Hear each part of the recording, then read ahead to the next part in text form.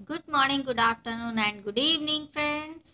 आज मैं आप सबके लिए कुछ खास प्रश्न जो अभी थॉर्नडाइक और स्पीयरमैन की जो थ्योरी पढ़ाई है उसी से संबंधित कुछ खास प्रश्न लेकर आई हूँ। चलिए देखते हैं कौन कौन से हैं। पहला है कि द्विकारक सिद्धांत किसके द्वारा दिया गया। बहुत ही साधारण और सिंपल आंसर है, स्पीयरमैन के द्वारा। अगला प्रश्न है बहुकारक सिद्धांत किसके द्वारा दी गई। इसमें भी बहुत ही सिंपल आंसर है, थॉर्नडाइक के द्वारा। अगला प्रश्न है कि स्पीयरमैन के सिद्धांत के अनुसार मानसिक ऊर्जा किस कारक से मिलती है। चलिए उन्होंने क्या क्या, पहले तो ऑप्शन देखते हैं कि पहला ऑप्शन है सामान्य कारक, दूसरा है विशिष्ट कारक।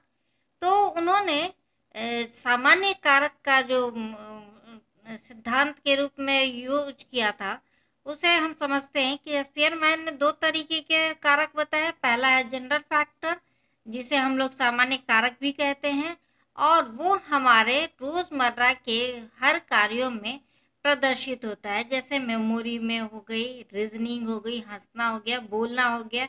कुछ भी चीजें हमें अगर याद रहती हैं तो वो उनके अनुसार जनरल फैक्टर की वजह से ही होती है। अगर हम किसी चीज पे रीजनिंग अपना देते हैं तो वो भी हमारा जनरल फैक्टर के द्वारा ही निर्धारित होता है। स्पेशल फैक्टर जो होता है वो होता है किसी विषय में आपकी पारंगतता या फिर विशिष्टता। ठीक है। चौथा प्रश्न है कि थॉर्नडाइक के सिद्धांत को क्या कहते हैं।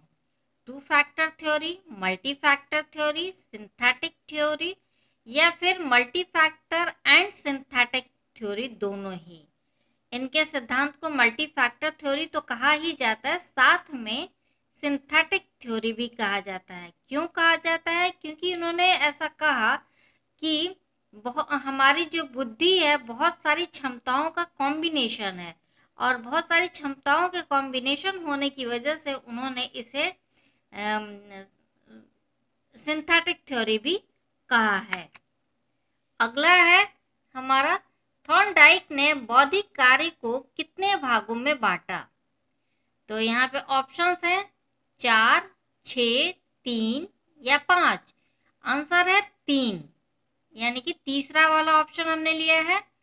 और इसमें क्या क्या है चलिए देखते हैं। 3 जो होता है, पहला होता है सोशल फैक्टर, दूसरा होता है कॉन्क्रीट फैक्टर, और तीसरा होता है एब्स्ट्रैक्ट फैक्टर। सोशल फैक्टर में आप सब समझ ही गए होंगे कि सोशल फैक्टर क्या होता है, जो हमारे समाज के साथ डील करने में मदद करे, वही हमारी सामाजिक बुद्धि होती है। कॉन्क्रीट यानी सतही सोच, जैसे कि हमने कोई आम का पेड़ देखा और बस हम इतने सोच लेते हैं कि चलो ये आम का एक पेड़ है, चलो कभी इच्छा होगी तो खा लेंगे, बस इतना ही हम सोच पाते हैं। लेकिन एब्स्ट्रैक्ट जो सोच होती है, थिंकिंग होती है या बुद्धि होती है, उसे उसमें क्या होता है कि व्यक्ति अपनी जरूरत के अनुसार विचार करता है, सोचता है कि हम इसका क्या कर सकते हैं।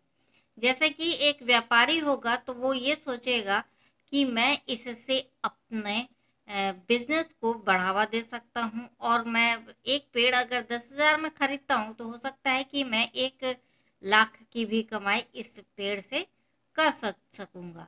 तो जब हम डेप्थ में किसी चीज को सोचते हैं, गहराई से जब सोचने लग जाते हैं, तो वही होती है हमारी एब्स्ट्रैक्ट थिंकिंग। अब थॉर्नडाइक ने एक बुद्धि परीक्षण का निर्माण किया था, वो कौन सा था?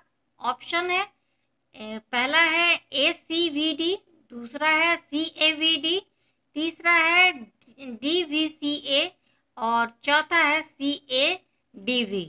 तो कौन सा ऑप्शन है? ऑप्शन दूसरा सही है, CAVD।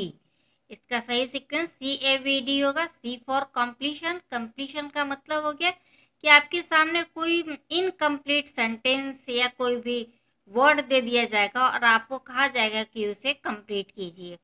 और ए से होता है अर्थमेटिक, यानी कि जो सामान्य रूप से गणित आपके काम में आता है उसका प्रयोग किया जाता है, और उससे प्रश्न संबंधित प्रश्न पूछे जाते हैं।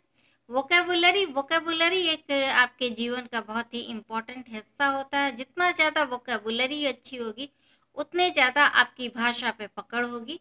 तो वोकेबुलरी का भी इसमें टेस्ट लिया जाता है। और डी फॉर डायरेक्शन, डायरेक्शन का मतलब हो गया कि किसी भी दिशा में आप अगर जाना है और आपको कोई समझा देता है कि आपको यहाँ से उस दिशा में जाना है या किसी दिशा में जाना है, तो आप किस तरीके से समझेंगे, ये सारी चीज़ें कंप्लीट टेस्ट उन्होंने बनाया था, जिसका नाम था CAVT। Thanks for watching my this video. आपको मेरा ये वीडियो कैसा लगा आप मुझे कमेंट करके ज़रूर बताएं और लाइक और कमेंट ज़रूर करें। Thank you so much.